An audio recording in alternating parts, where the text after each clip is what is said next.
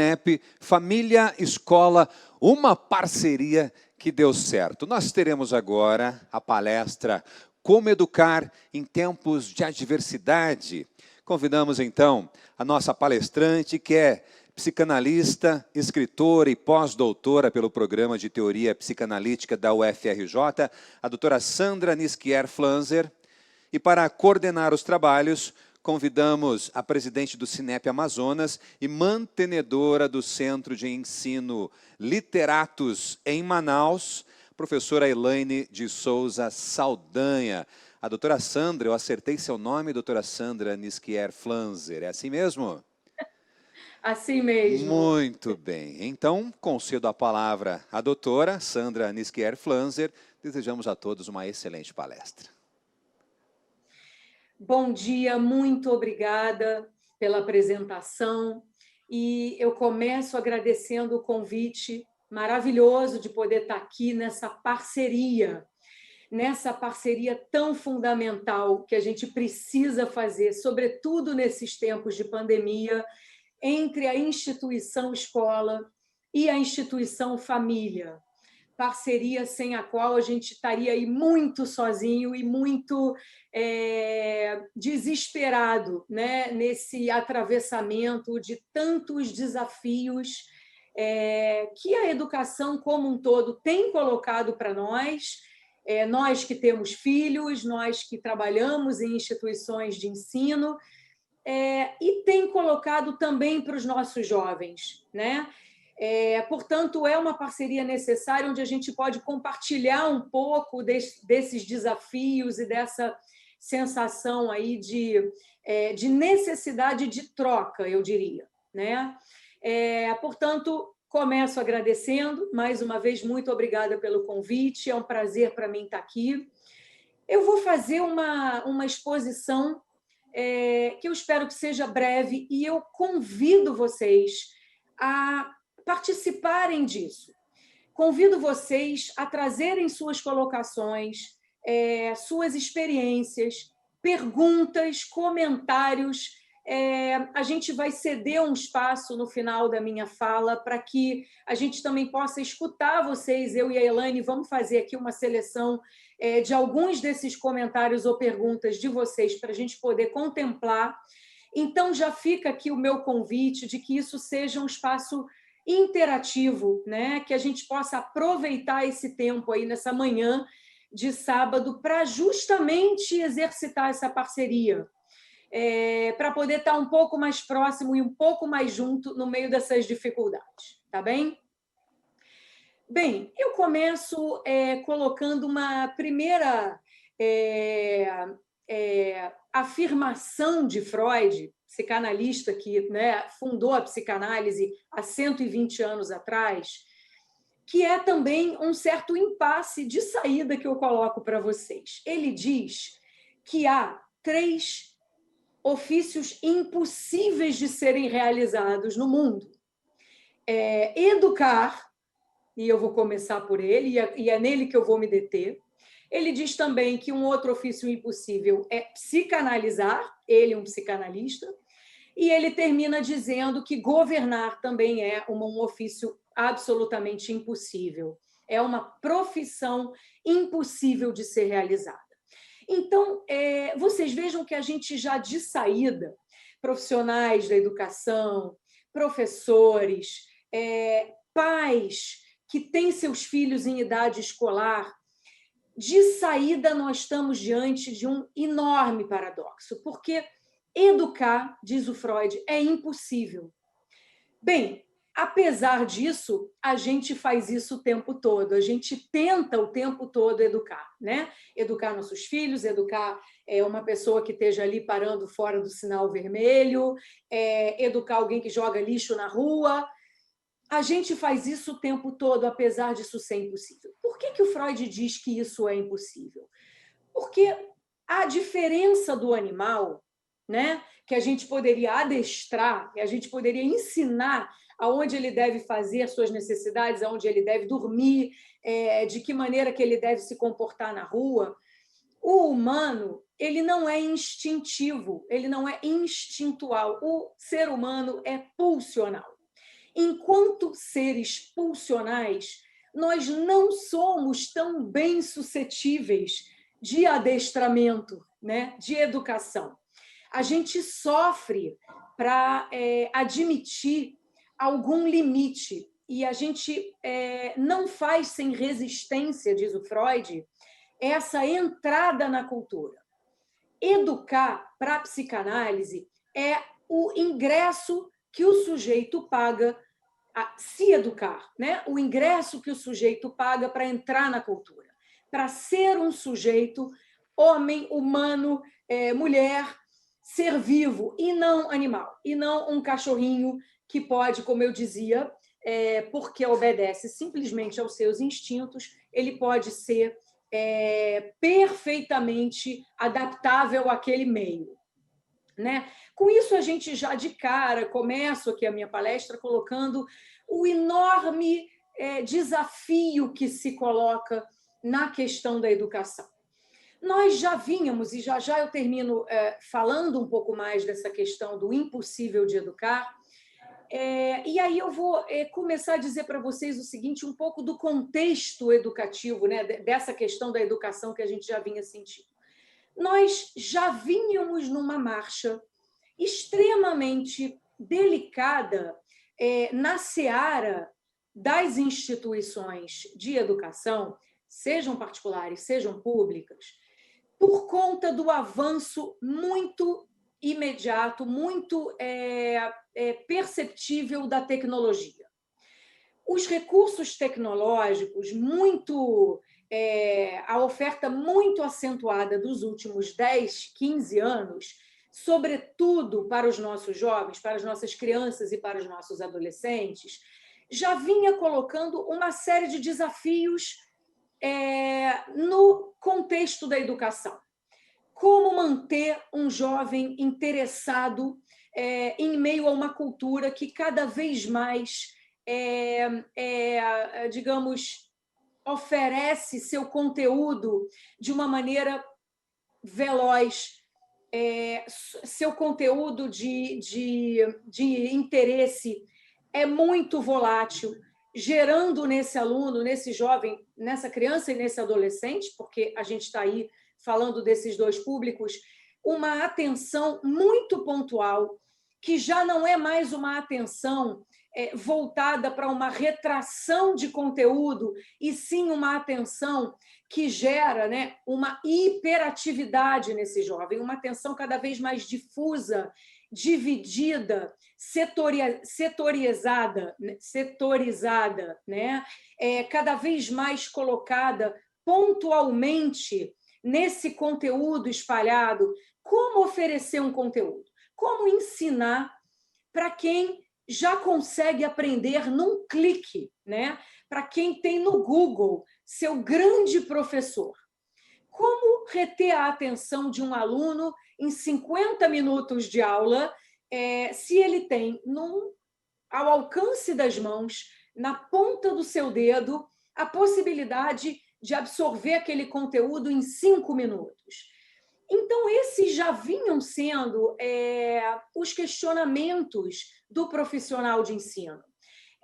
Esses já vinham sendo os questionamentos dos pais, né? Que não conseguem mais reter a atenção dos seus filhos num almoço de família, que já tem que dividir a coletividade, a sensação de estar em grupo, que é a família. A família é o primeiro núcleo de entrada na cultura que esse sujeito tem.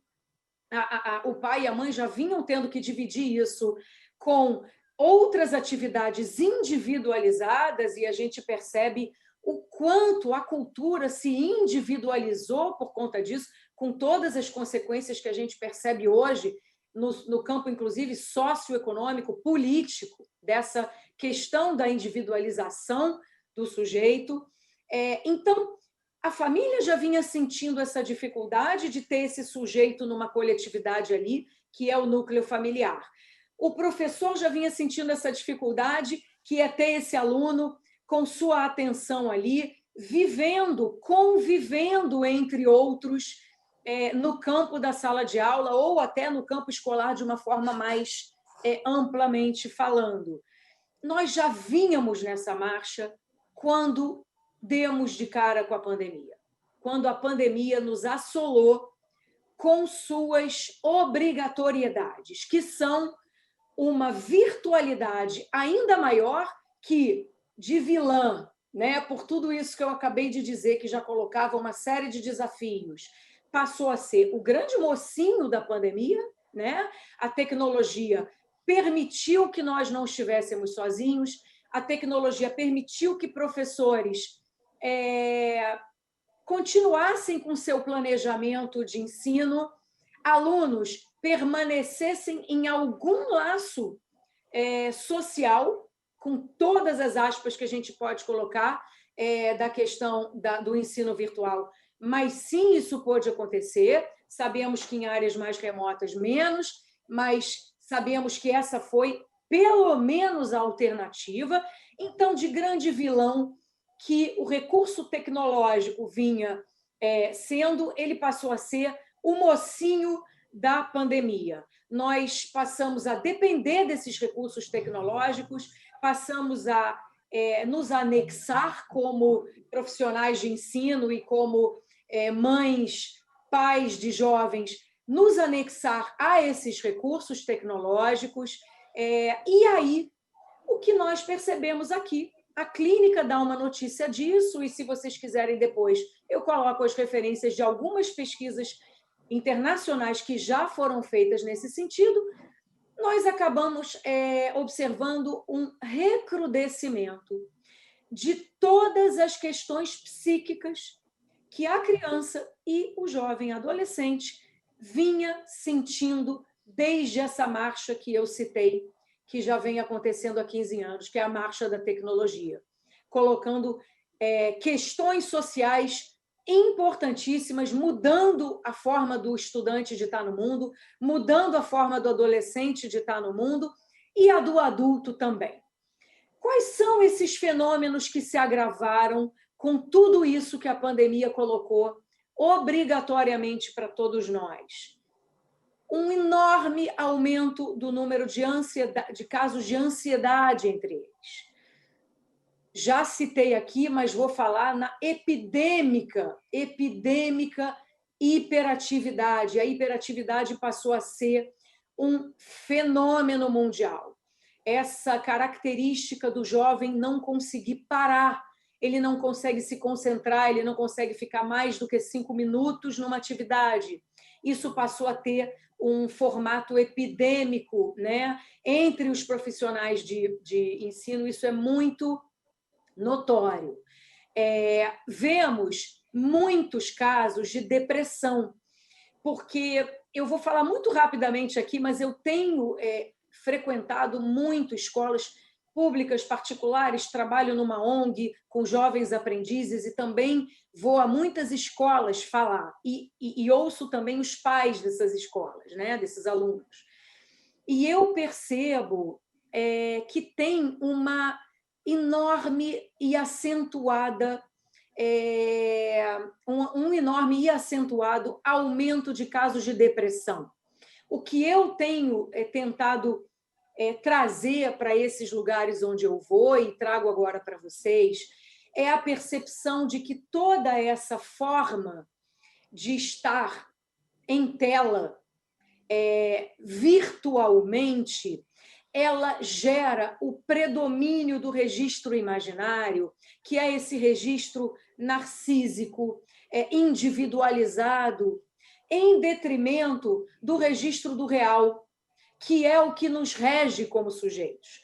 Quando eu falava no início que o registro do real, que o registro tecnológico, que a educação ela é impossível, diz o Freud, tem a ver com esse registro do real, tem a ver com essa possibilidade de, enquanto sujeitos, nós nunca estamos completamente apagados, né? A entrada na cultura, ela se faz por um apagamento. Educar é entrar na cultura. Educar é a gente abrir mão dessa pulsão desenfreada que nos constitui em nome de um simbólico, em nome de um acordo coletivo que a gente traça com o outro, né? Mas sempre vai ter o real, diz o Lacan, sempre vai ter alguma coisa que escapa a esse acordo, que é aquilo que também me constitui enquanto sujeito. Diante dessa enorme predominância de virtualidade, o real fica apagado. O sujeito, com suas particularidades, ele fica mais escondido e ele dá mais lugar, nós todos temos dado mais lugar, unicamente a esse registro, onde só vale a imagem, só vale aquilo que eu quero parecer para o outro, e não necessariamente alguma coisa que de fato me constitui como real, para além dessa imagem, para além do meu narcisismo. Certo? Então, eu dei aí essa volta para dizer para vocês o seguinte, que o que eu tenho levado é um pouco a dimensão de que essa dimensão virtual, essa dimensão imaginária a que estamos todos obrigados e convocados, sobretudo na pandemia, porque houve um aumento numérico de horas por dia que nós passamos diante das telas, né? Seja computador, seja celular. Isso convida a gente a um cotidiano sem intervalo. Sem isso, que no final das contas o Freud vai dizer que é a modulação necessária para o sujeito sobreviver, né? Entre outros. Um intervalo que ele vai chamar, teoricamente, de castração, é alguma coisa fundamental para a nossa constituição. E sem intervalo, o sujeito deprime. Ele fica ou numa euforia permanente diante da tela. Eu escutava isso quarta-feira, numa palestra que eu fiz para um grupo de pessoas, o relato de uma pessoa que dizia que é ininterrupto o uso do filho diante da tela. 2h30 da manhã é a mesma coisa que 5 da manhã. Quando ele acorda às 7 horas para a aula, ele abre a tela, diz lá que está presente, né? Mas não está presente, fecha a câmera e vai dormir e passa a trocar a noite pelo dia. Não troca. Eu tenho também um exemplo que eu escutei recentemente de um menino que não troca o pijama, 7 dias com o mesmo pijama, né? A gente passou a ver relatos de jovens que estão sem minimamente o intervalo na sua rotina, que componha a modulação necessária para fazer essa articulação entre a ausência e a presença, né? A articulação entre uma falta que ele sinta de alguma coisa. Bom, eu agora estou sem o meu telefone, o que eu quero, né? Só quando ele desliga que esse jovem pode se dar conta do que ele eventualmente pode estar querendo, sentindo falta.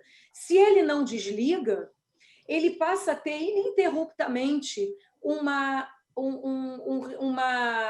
enxurrada de estímulos impeditivos dessa modulação fundamental para a pulsão se colocar em movimento, se colocar em jogo. Com isso, ele tem um movimento depressivo, um movimento que chama a depressão. Então, eu falava aqui de quais são essas características. Eu disse para vocês da hiperatividade, falei para vocês da depressão agora, muitos casos de ansiedade, a insônia relatada pelas crianças e pelos adolescentes, que já vinha também aparecendo nessa última década, mas com a pandemia aumentou exponencialmente.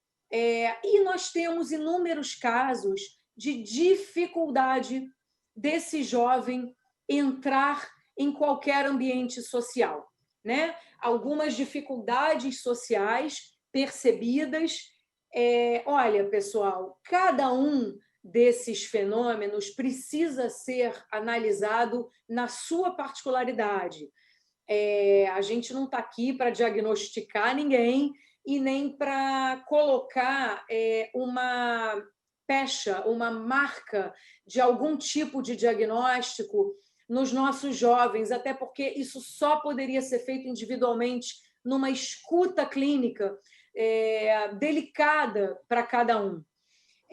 o meu intuito é somente a gente poder se encontrar aqui nesses fenômenos que sim têm sido mais comuns e sim têm sido fenômenos em comum para todos nós, né? Então esses são os fenômenos que eu posso listar. Uma irritabilidade também, sem dúvida, né? Muito grande. Esse último que eu listei, da dificuldade do jovem entrar em novos grupos, em novas situações sociais, ele é muito preocupante, porque a gente sabe que a família, como eu dizia há pouco, ela é esse primeiro núcleo social, né? Vamos lá. O Freud tem um texto escrito em 1930 chamado O Mal-Estar na Civilização. Nesse texto, o Freud cita um paralelo entre a constituição do sujeito, da sua individualidade como sujeito, e a entrada desse sujeito na cultura. Ele vai dizer que, tanto quanto a cultura molda o sujeito, e eu estou falando aí de educação, vamos já voltar para como a psicanálise entende a educação, da mesma forma como a cultura molda um sujeito, porque quando ele entra, ele escuta assim, olha, você não pode ir para a escola a hora que você bem entender. Ah, tá, né? Ele tem que se adaptar. Ou ele escuta assim, não, você não pode andar pelado na rua. É uma adaptação. Ou ele escuta, olha, você não pode dizer tal coisa para fulano, né? Você precisa ter algum tipo de tempero, você não diz tudo o que você pensa, você não pode colocar a mão aí, você não pode avançar o sinal. Esses são diques que vão barrando essa pulsão desenfreada, como eu chamava, e que a gente pode fazer uma analogia disso, porque o Freud faz, com a própria educação. Educar é isso.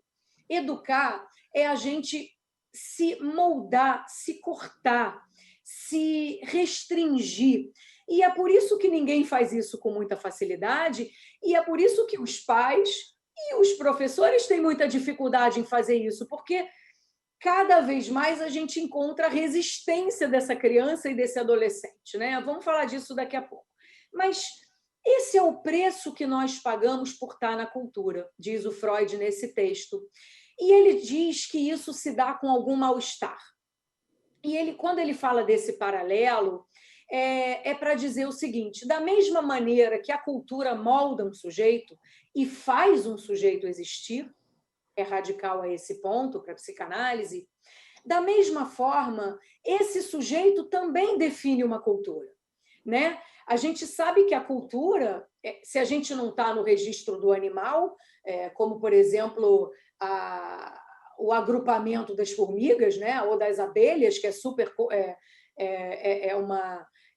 digamos assim, um agrupamento super complexo. Se a gente não está nesse registro, a gente está no registro humano, que é quem funda uma cultura, né? Só o humano tem arte. Só o humano gosta de poesia. Só o humano entende uma piada. Isso é uma cultura criada pelo ser humano, pelos sujeitos. Então, Freud fala dessa mão essa via de duas mãos. Ele funda a cultura e ele é fundado por ela. E isso é sempre feito com algum atrito. Isso tem sido cada vez mais difícil para os educadores, porque encontram na escola, eu gostaria de ter tido mais tempo para falar disso aqui, isso é um tema que eu tenho estado muito interessada. A escola, pessoal, ela é a instituição de ensino, né? Ela é o último baluarte de uma instituição com I maiúsculo, que a gente ainda encontra numa cultura tão fragmentada e tão carente de registro simbólico. Esse registro das combinações, como eu dizia, ele está cada vez mais frouxo. A gente aqui em psicanálise fala de um declínio da função paterna, dessa função simbólica como todo, que organizaria um pouco mais os lugares, as funções, né? Se é verdade que a psicanálise está há mais de um século se debatendo sobre como é que uma mãe, o que é uma mãe, o que é um pai, né, para a psicanálise, o que é uma criança para a psicanálise, o que é um adolescente. A gente rala muito para tentar responder a cada uma dessas perguntas, mas a verdade que eu posso dizer para vocês da minha experiência é que cada uma dessas funções, mãe, pai, professor, criança, adolescente, ela tem se esgarçado cada vez mais, porque esse entorno simbólico ele tem estado muito questionado, muito atacado, né, por conta de uma série de questões culturais mesmo, modernas, que tem a ver com o avanço da tecnologia, que tem a ver com a nova forma de estar no mundo, tem a ver com uma série de coisas. Mas isso tudo para dizer que a escola é esse último baluarte institucional que sustenta essa diferença. A escola é esse lugar onde, de um professor para um aluno, ainda tem, né, uma diferença, eu não vou dizer só hierárquica, uma diferença simbólica de lugares, de funções, né? O que o professor está lá para fazer, ele está lá para fazer e o aluno não vai poder fazer por ele. O que é função do aluno fazer é função dele. E aí, me parece que de um tempo, de umas 2 décadas para cá, os pais foram precisando demais dessa instituição que ainda subsiste, que é a escola, como aliada para fazer valer alguma coisa do limite para esse sujeito moderno, né? Que vem, como eu falava, eu estou sendo muito breve, isso aí é realmente um estudo muito grande. Deixa eu fazer aqui um parênteses, eu acabei de escrever um livro sobre isso, então quem se interessar sobre tudo isso vai poder, no final, aí, eu não sei se já está na palestra, vai receber o QR Code que leva vocês imediatamente para a livraria que está vendendo esse livro, tá bem? Eu estou sendo breve, mas já não posso deixar de dizer que isso está mais amplamente trabalhado no meu livro. Tá? Então, esses pais passaram a contar com a instituição escola de 20 anos para cá com mais ênfase, por todas as dificuldades culturais que passaram a existir para conseguir colocar um limite nessa criança, nesse adolescente, nesse jovem. E a escola, por sua vez, passou a precisar também contar com esses pais, porque muitas vezes vocês precisam ter essa notícia, o número de encaminhamentos para consultórios de psicólogos, de psicanalistas, aumentou muito nos últimos tempos, né? Muitas vezes a escola não se vê com a possibilidade de dar conta da questão subjetiva que aparece ali para aquele jovem, né? Então, a família como núcleo simbólico, primeiro, primitivo, que faz essa função de entrada na cultura, de educação, como eu dizia, para o sujeito, ela foi precisando da parceria da escola. E a escola, e aí eu vou falar isso para vocês, o profissional de educação ficou, sim, muito sobrecarregado nesse sentido, ficou, né? Na pandemia, mais ainda, eu imagino que vocês já tenham abordado isso aqui hoje, porque o jovem contou com esse recurso até aqui, e na pandemia, né, de uma certa maneira, ele em casa, ele passou a ter que necessariamente contar também com esse recurso em casa, e os professores ficaram absolutamente sobrecarregados. Eles já vinham sobrecarregados por isso, porque é uma necessidade ali deles estarem exercendo essa função de diferença, de limite para esse jovem, e na pandemia mais ainda, porque aí efetivamente ele ainda tinha que corrigir dever, ele ainda tinha que fazer a aula online e depois do tempo ele também tinha que fazer as outras, né? Tem, enfim, esse funcionamento híbrido está cansando demais o profissional de educação e a gente espera que isso termine em breve, mas sim, foi uma sobrecarga. A última referência que eu queria colocar para vocês é a seguinte. O Freud diz, em um dos textos muito interessantes, em que ele faz uma apreciação sobre a relação da psicanálise com a educação. Vocês vejam que ele chama de impossível, mas ele fala sobre isso muito, assim como ele chama de impossível a psicanálise, mas ele é psicanalista, a psicanálise é uma clínica, não é uma teoria só, né? Mas a última colocação que eu quero trazer para vocês, que eu acho super interessante, que pode ajudar aí no trabalho de vocês e pode ajudar os pais, é o Freud dizendo que a primeira transferência é isso, né? A relação de uma suposição de saber que aquele sujeito tem em relação a alguém. Ele dizer assim, não, aquela pessoa ali sabe, deixa eu ir lá perguntar para ela alguma coisa. Isso é a suposição de saber.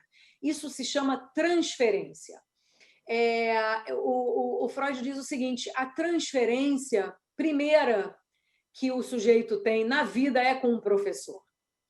E essa transferência nada mais é do que ele manter modelos que são os modelos que ele viveu com o seu pai, que ele viveu com a sua mãe, na sua primitiva relação com o outro, transferidos para a figura daquele professor, né?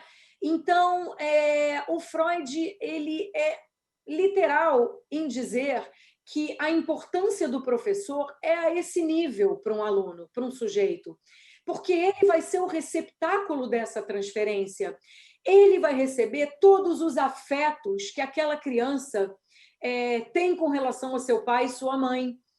Não é à toa, pessoal, que a gente sabe que quando um bom professor faz ali o seu papel na vida da gente, a gente se interessa e a gente se engaja naquele ensino, naquela aprendizagem. Quando o professor não faz essa ligação, a gente não se engaja, a gente não se interessa. Então, o desafio para o professor é esse, e, ao mesmo tempo, é uma enorme... é uma enorme tarefa. É mais um, digamos, papel a ser cumprido. Porque ele não está lá burocraticamente para ensinar alguma coisa, né? Ele está lá nesse lugar para um sujeito, que vai fazer diferença para esse sujeito, né? É muito importante a gente ver o papel e a importância disso, até para a gente valorizar e até para a gente compreender por que a situação está tão pesada para o profissional de ensino nesse momento. Ao mesmo tempo, é preciso a gente compreender o lado dos pais. O que aconteceu?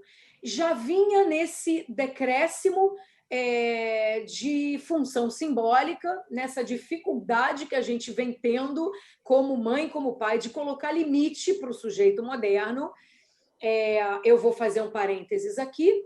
O sujeito moderno é esse que passou a ser um consumidor e não mais um sujeitinho de deveres, né? Deveres aqui a gente pode até alastrar mesmo para o campo do ensino. Cada vez mais difícil para a criança entender que ela tem deveres a fazer, né? Ela acha, por conta de toda a modernidade, que ela manda e que ela vai fazer o que ela bem entender. Lembra que a gente falava agora no início da palestra que é exatamente isso a entrada na cultura? A entrada na cultura, o seu ingresso para a cultura é justamente pagar o preço de que não, você não vai fazer o que você quer na hora que você quer, você vai ter que fazer dever de casa, você vai ter que fazer uma prova, né, para passar de ano. Pequenas coisas que foram se subvertendo com a modernidade. A gente foi percebendo a criança dona do pedaço, os pais desesperados, sem terem muito como dar conta disso. E vejam, não é que esse sujeitinho passou a ter desejos, ele passou a ser demandante. Há uma diferença crucial para a psicanálise entre demanda, que é esse pedido de mais uma coisa e mais uma coisa, desenfreado, e desejo. O desejo poderia até levar o sujeito a algum lugar interessante, criativo, por exemplo, mas não é isso que a gente vê. O sujeitinho consumidor, ele é um pequeno tirano que demanda, e demanda imediatamente, né? Ele demanda na hora que a demanda acossa ele. Ele quer ver televisão na hora que ele quiser, ele quer terminar o jogo na hora que ele quiser, ele quer não terminar o jogo. E eu tenho, num grupo do WhatsApp que eu faço parte, mas eu faço parte de um grupo maior que está preocupado com toda essa questão do excesso de uso de tecnologia para o jovem. É um grupo que se ocupa muito, chama Esse Mundo Digital, ESSE. É um grupo que se ocupa muito dessas questões da adicção no jovem, né? Da adicção à tecnologia em relação à criança e ao adolescente e a nível internacional. E eu estava vendo uma questão sobre isso. É uma relação com o objeto celular que o jovem tem hoje, que é análoga à relação de qualquer usuário de drogas com o seu objeto de adição. Talvez com um agravante, que seja o fato de que, se você tem, por exemplo, adição ao álcool, você ainda vai precisar, pelo menos, do dinheiro para comprar o seu objeto, né, de adição. No caso do celular, nem isso. É um cordão umbilical ligado ao sujeito na palma da mão, né? É um cordão umbilical wireless, é um cordão sem fio. Ele pode levar para onde ele quiser. É a relação mais presa ao objeto que pode haver. E a gente, em psicanálise, sabe que a saúde mental de um sujeito depende dessa entrada na cultura onde ele vai largar esse objeto primitivo, que é a mãe, né? É a mãe em todas as situações, em todos os casos. Esse primeiro objeto de satisfação plena, ele vai largar para entrar numa escola, ele vai largar para entrar no play do prédio para jogar bola, ele vai ter que largar. E no caso do celular, nós percebemos que ele não larga. Então, ainda por cima, esse agravante de ser um objeto absolutamente indissociado e inseparável do sujeito, um objeto no qual o sujeito vai estar acoplado, anexado, indiferenciado, e isso, para nós, para a clínica psicanalítica, é indício de uma série de fenômenos da saúde mental bastante preocupantes. Tá? Mas eu dizia, e com isso eu vou procurar aqui encerrar a minha fala, porque eu quero ouvir um pouco vocês, como eu disse. Eu dizia, né, pessoal, que essa entrada na cultura... não, eu falava do papel dos pais antes, eu preciso dizer, de como ficou pesado também, porque com a pandemia, aquela separação necessária que acontecia, né? Todo dia de manhã o filho ia para a escola, o pai e a mãe iam para o trabalho, ou ficavam em casa, mas havia uma separação compulsória. Foi muito complicado essa convivência com os filhos em casa. Essa função aí, como eu digo, simbólica, lugar de mãe, lugar de pai, ela já vinha tão esgarçada pelos fenômenos culturais que eu citei. Com a pandemia, ela ficou completamente obnubilada, ela ficou nebulosa, confundida. O que eu escutei de relatos de pessoas que não conseguiam trabalhar porque o filho demanda naquela hora e teve que parar de sair de trabalhar para resolver os problemas da escola do filho, que não consegue se concentrar de forma alguma. Então, foi muito dramático perceber o peso que se abateu sobre os pais, a dificuldade que ficou mais acentuada ainda de colocar limite para esses filhos, de colocar lugares separados para esses filhos. Então, todo o drama, com toda a consequência que a gente já vinha sentindo, ele ficou mais ainda acentuado, né? Nesse último ano, nesses últimos 14 meses, né?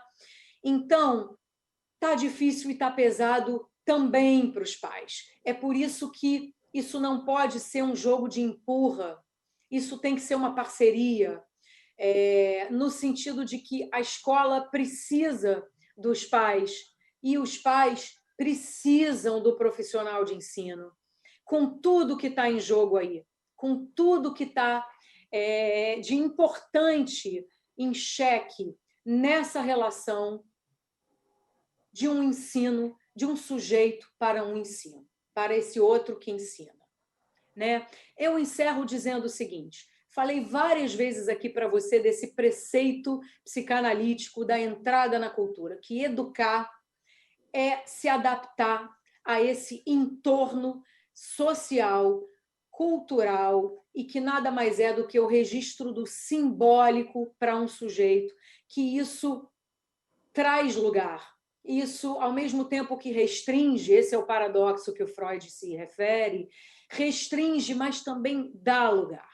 Eu quero terminar dizendo, pessoal, que não é ruim educar, né? Esse corte que é preciso ser feito, esse enxugamento, esse apertamento do sujeito na entrada na cultura, na entrada na escola, no estudo, no ensino, essa parte que ele perde para entrar nesse todo social, isso é propriamente o que vai dar a ele um lugar. E é propriamente o que vai dar a ele alguma liberdade. Eu acho que, como pai e mãe e como professor, muitas vezes nós confundimos isso. Nós achamos que, se a gente restringir um filho, um aluno, a gente vai estar podando a criatividade dele e restringindo também a liberdade dele. E o que eu tenho para dizer para vocês é que só há liberdade a partir dessa poda. Só há qualquer criação a partir do momento em que há alguma falta. O sujeito não entra podendo tudo numa escola e numa cultura. Mas isso que fica faltando ele poder é precisamente o que vai levar ele a desejar e a criar e a ser resiliente para aquilo que o desejo cobrar dele, comandar ele a fazer. Então, é para a gente ter um pouquinho menos de medo na hora de colocar o limite, na hora de dizer não, na hora de dizer que tem que fazer os seus deveres em todos os sentidos. Ele não está ali só para ser receptáculo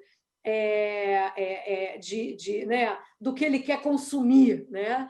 Ele está ali como sujeito que, para ingressar no mundo, vai precisar pagar esse ticket, esse preço de entrada, que é não ser inteiro, que é não ser todo, né? A mídia, essas mídias sociais, elas convidam esse filho nosso, esse jovem nosso estudante ao todo. Elas vendem a ideia do todo, mas o todo não existe.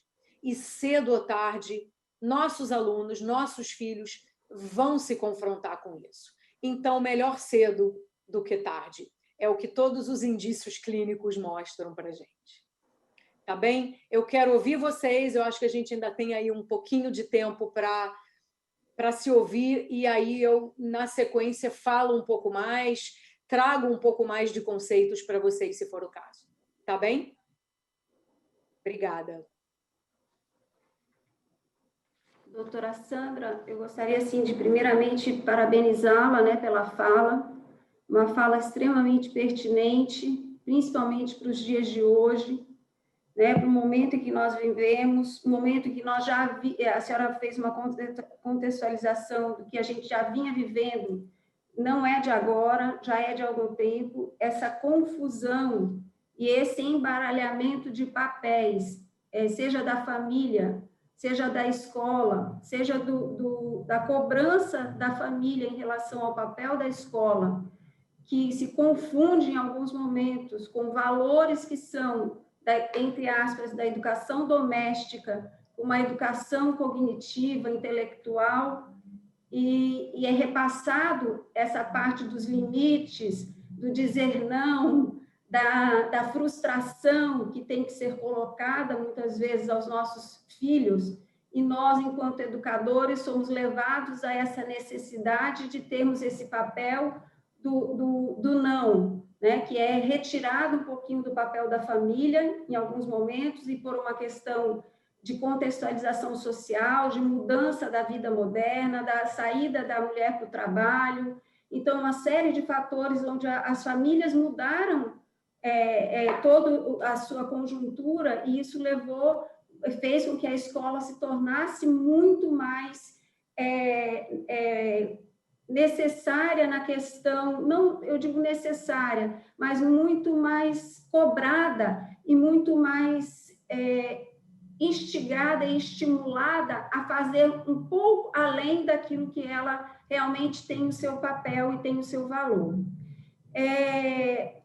Assim, a sua fala, ela é muito pertinente, porque a gente vê, mesmo antes da pandemia, já existia essa questão enorme do uso da tecnologia, é fato, né, de uma tecnologia usada de forma desenfreada e desmedida, desde crianças de 1 aninho a 2 aninhos. É muito fácil você encontrar no restaurante ou no ambiente social os pais se socializando e uma criança numa cadeira ou uma cadeirinha um pouco maior, uma criança muito pequenininha, já com o celular na mão, no seu joguinho, totalmente calada, e isso dá uma falsa impressão que aquela criança está tranquila porque ela está intertida naquele momento, naquele celular. Então, e da mesma forma com os adolescentes, sem a interação com a família, como a senhora bem colocou.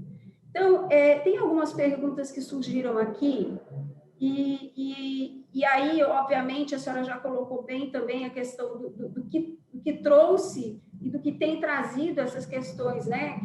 Aí chegamos na pandemia, na questão mais grave, que foi a questão da pandemia, que, na realidade, acelerou ou nos colocou diante de uma realidade que, ao mesmo tempo, era algo que estava exacerbado, mas ela continuou de forma exacerbada e de forma necessária. Aquilo que era um excesso, ela se tornou necessário para que nós tivéssemos pelo menos algum momento de interação social entre as famílias, as escolas, os familiares. Então, quer dizer, aquilo que era muito ruim, em excesso, ela se transformou necessário, que era um peso negativo pelo excesso, ela se transformou em algum momento necessário.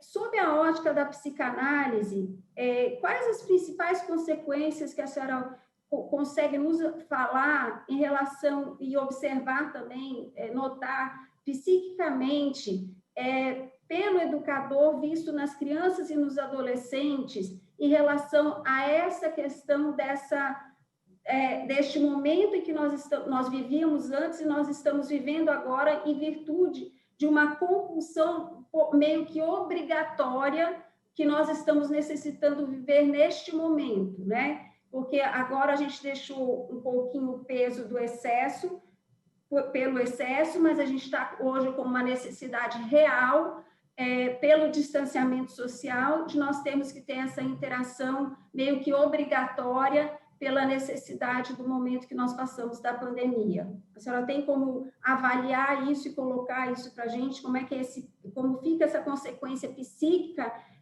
notada pela psicanálise, pelo educador? A senhora consegue nos dar essa informação?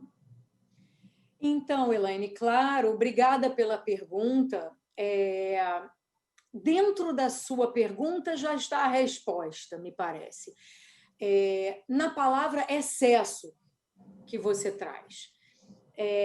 Os fenômenos observados são esses: irritabilidade por parte da criança, muita dificuldade de concentração por parte da criança e do jovem, mais dificuldade de interação social, insônia, depressão, né? Casos, inclusive a escrita no corpo passou a ser também acentuada. Tem uma série de fenômenos psíquicos, né, como você disse, que são observados tanto pelos profissionais de ensino quanto pelas famílias. A gente pode notar isso em crianças e em adolescentes com maior índice.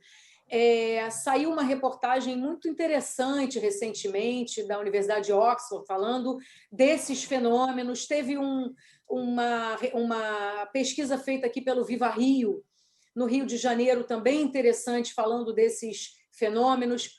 Tudo isso vocês podem pesquisar com bastante calma, que vocês encontrarão. Mas o mais importante, assim, para te responder, do ponto de vista psicanalítico, clínico, está nessa palavra excesso. Porque já vínhamos percebendo uma hiperatividade, uma ausência de intervalo. E aí, intervalo, eu estou aqui fazendo a correlação de intervalo com castração, com limite, com pausa, com mínima... tem uma frase interessante que veio numa palestra que eu dava recentemente numa escola.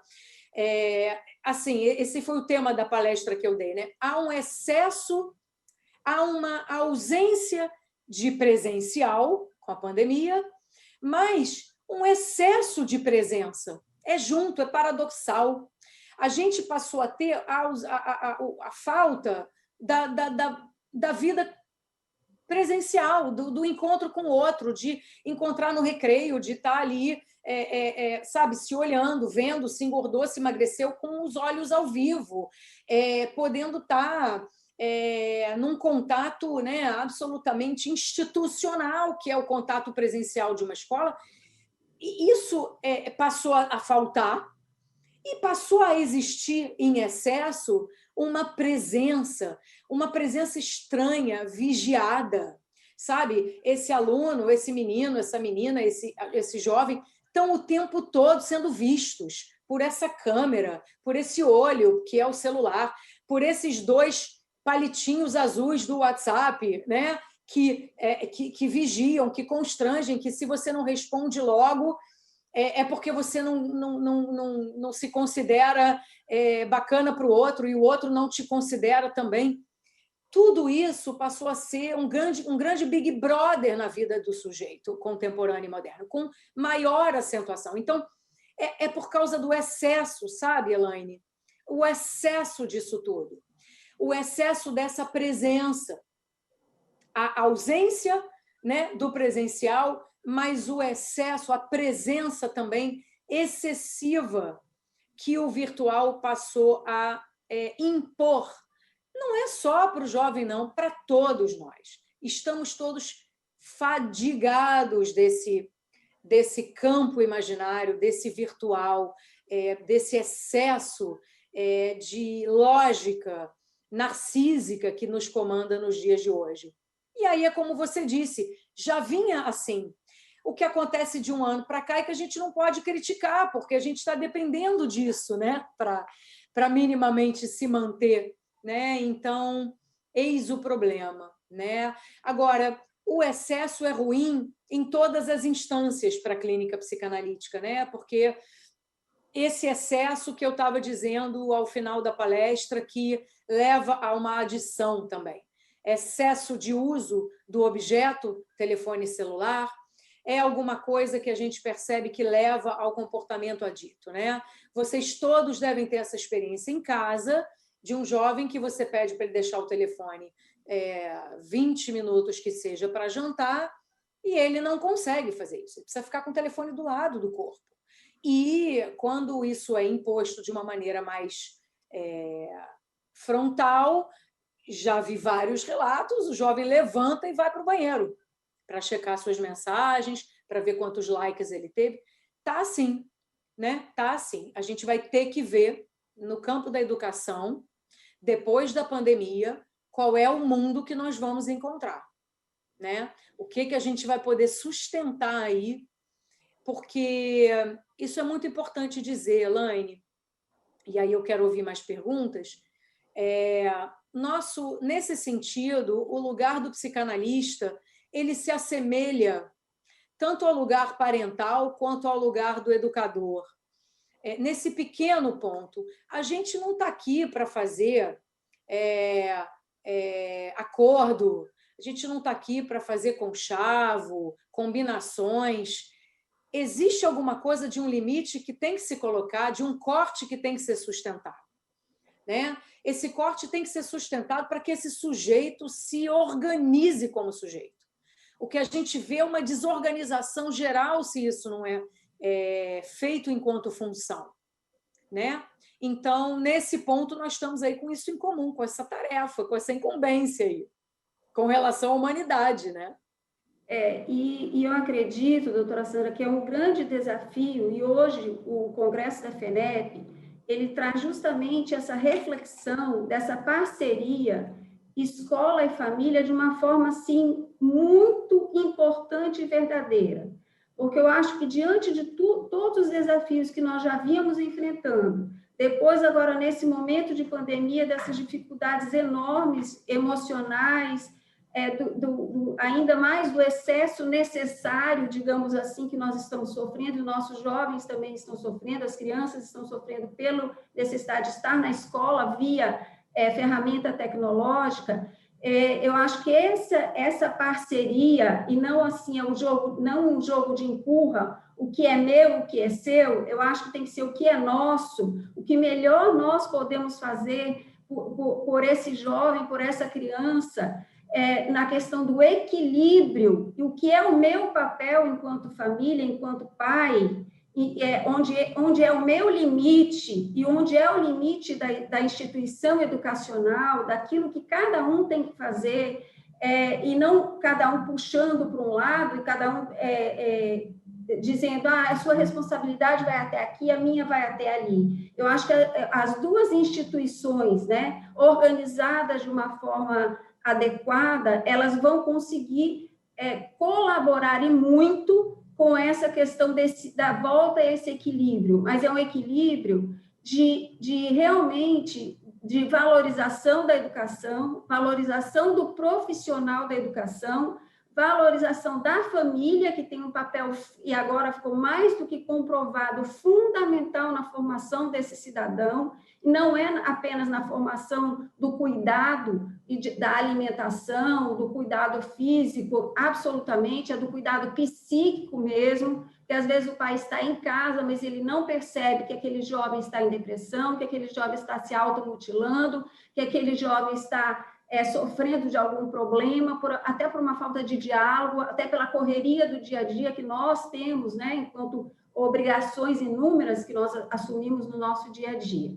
Eu gostaria de fazer uma pergunta que chegou da senhora Ana Paula de Araújo Barbosa, eu não sei de que local ela está falando, mas é uma pergunta mais relativa à inclusão, né? Como lidar com as crianças que estão se adaptando à inclusão na escola, e uma criança com síndrome de Down. Eu acredito que ela está se referindo nesse momento que nós estamos passando, e ainda mais uma criança que é de inclusão tendo a síndrome de Down. Obrigada pela pergunta, Ana Paula. É complexo, mas eu diria que, especialmente crianças em situação de inclusão, sentiram muito a pandemia, sentiram demais a pandemia, porque é muito necessário, né, para uma criança em situação de inclusão, justamente que a inclusão pudesse ser feita. E para alguns casos, como é o caso da síndrome de Down, a questão toda virtual é muito difícil, é muito sacrificante. Às vezes até não, mas de um modo geral é um desafio a mais. Então, sem dúvida, assim, os limites que foram colocados para essa criança e para essas situações foram incalculáveis, né? Então, a gente só pode aí esperar que na dimensão particular, um ou outro caso tenham tido a sorte de contar com o institucional ao longo dessa pandemia, o institucional que eu digo, o real, das paredes da escola, no caso da dimensão pública, a gente sabe que isso ficou aí deixando muito a desejar, né? Infelizmente. Tem uma outra pergunta, eu acho que a gente está se encaminhando para as considerações finais pelo nosso tempo. Eu acho que assim, esse era um assunto para um congresso inteiro, acho que era um assunto para o dia inteiro. Eu acho que isso interessa tanto aos educadores quanto às famílias também. Mas, assim, encaminhando para as considerações finais, mas tem uma última pergunta que eu achei bastante pertinente, que é da Jeane de Alagoas, que diz o seguinte: como a escola poderá pensar em uma forma de educação que potencialize a consciência em nossos adolescentes? Olha, Jeane, que pergunta maravilhosa. Eu quero arregaçar as mangas e fazer isso junto com você.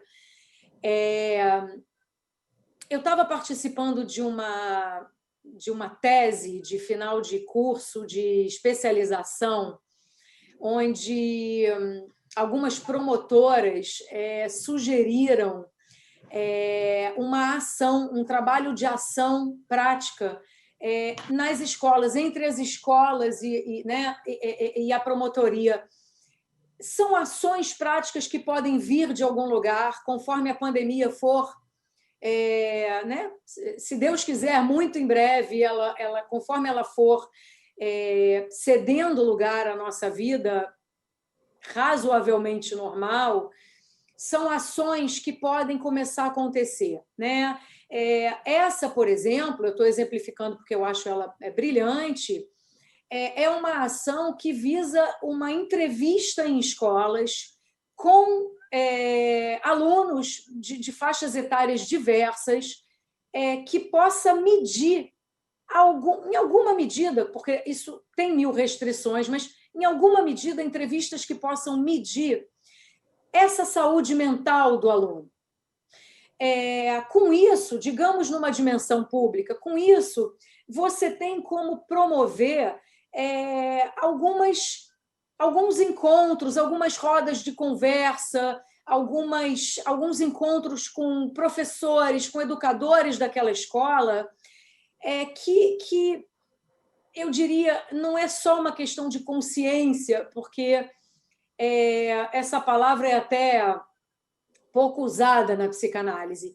É mais uma questão, sabe, Jeane, da gente poder trazer à tona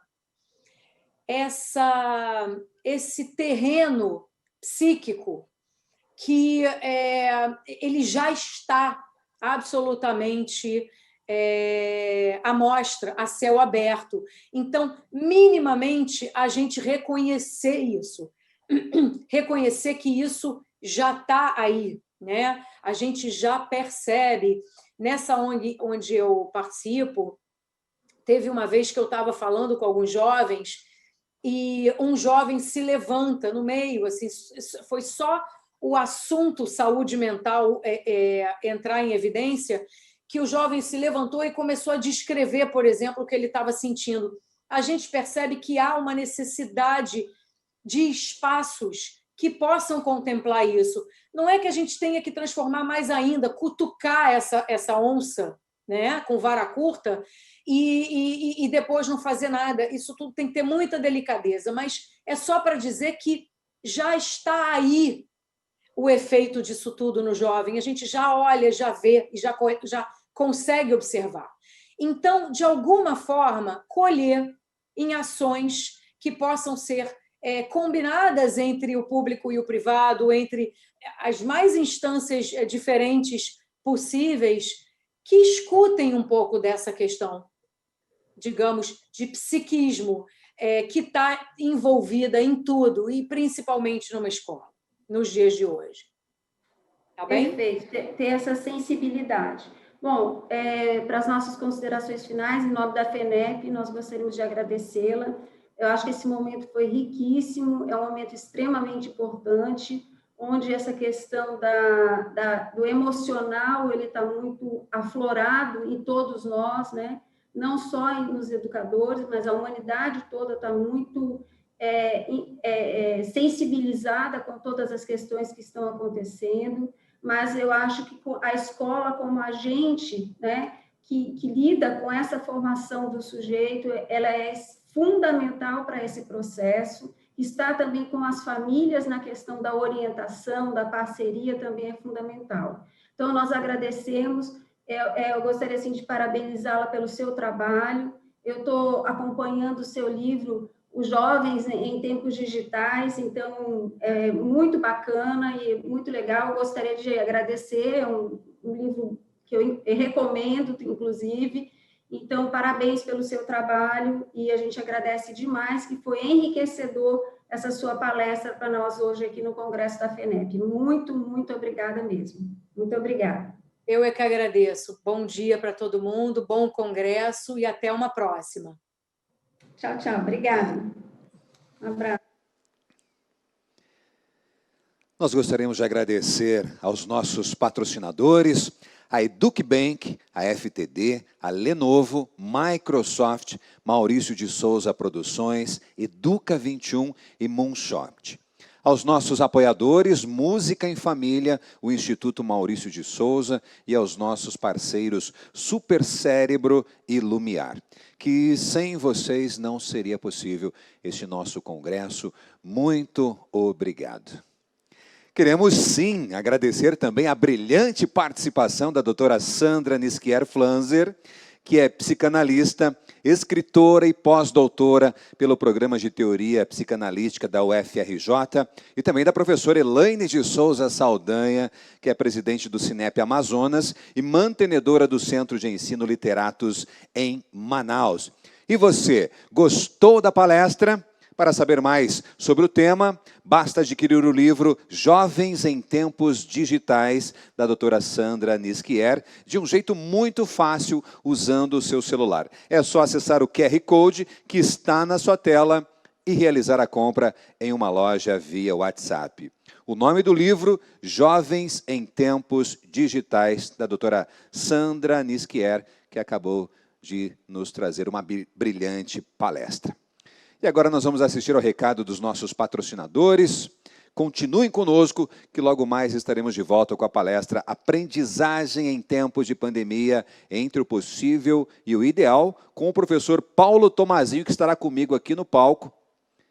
Então, com a palestra Aprendizagem em Tempo de Pandemia. E ainda hoje teremos a participação do psicólogo Rossandro Klinge e também do criador da Turma da Mônica, Maurício de Souza. Aguardo você em seguida.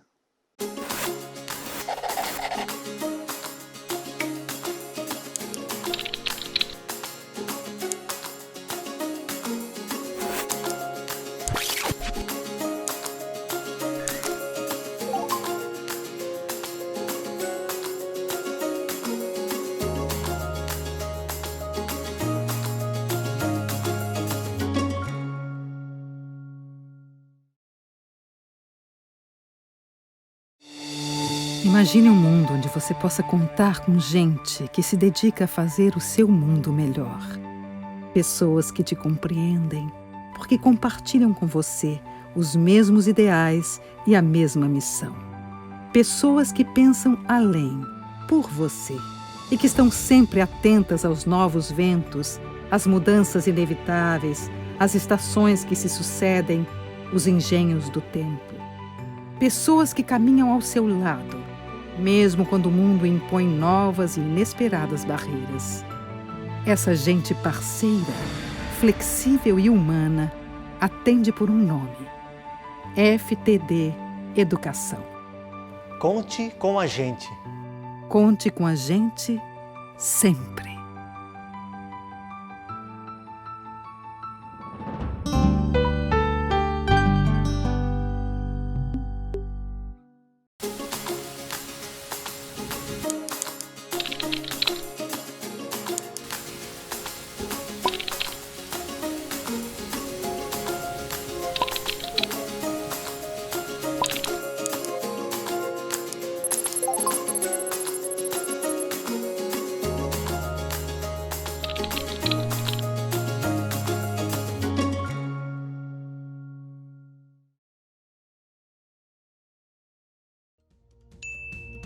O que podemos fazer pelo mundo agora?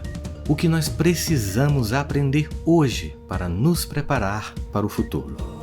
Tudo começa pela nossa humanidade. Nessa nova realidade, a educação socioemocional é mais importante do que nunca. Um aprendizado que vai além da prova, porque o teste real não acontece em sala de aula, acontece na vida.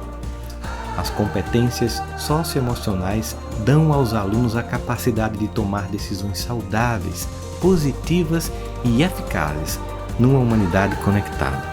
Se nós podemos transformar uma sala de aula, nós podemos transformar o mundo. Educa 21, inspirando mentes conectadas.